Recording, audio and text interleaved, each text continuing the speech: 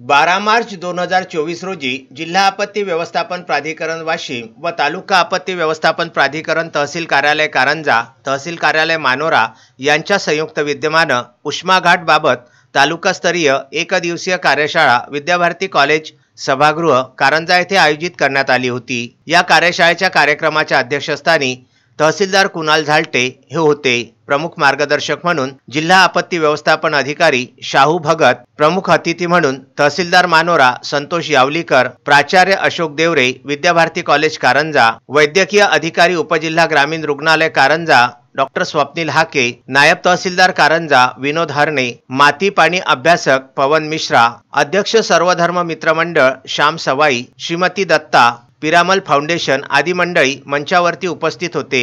उष्माघाताची पूर्वतयारी, उष्माघाताची लक्षणे कशी ओळखावी, त्यासंबंधी काय काळजी घ्यावी, उष्माघात कक्ष, उष्माघात रोखण्यासाठी काय उपाययोजना करण्यात याव्यात, उन्हापासून संरक्षण करायचे असेल तर वृक्ष लागवड, शेततळे, रेन वॉटर हार्वेस्टिंग, बांबू लागवड तसेच घराच्या छतावर चुना व फेविकॉल मिश्रित पांढरा रंग मारावा जेणेकरून घर तापणार नाही, उन्हापासून संरक्षण होईल। तसेच उष्माघाताबाबत जाणीव जागृती करण्यासाठी आवाहन करण्यात आलं। या कार्यक्रमाचं सूत्रसंचालन राजाराम सरोदे यांनी केलं तर आभार प्रदर्शन कटके मंडळ अधिकारी यांनी मांडले। या कार्यशाळेला विविध विभागातील कारंजा व मानोरा तालुक्यातील अधिकारी, सरपंच, मंडळ अधिकारी, तलाठी, ग्रामसेवक, पोलीस पाटील, अंगणवाडी सेविका, आशा वर्कर, आरोग्य सेवक, आरोग्य सेविका, इतर विभागाचे कर्मचारी यांची 700च्या वर उपस्थिती होती। अक्षय लोटे, विदर्भ न्यूज, कारंजा लाड।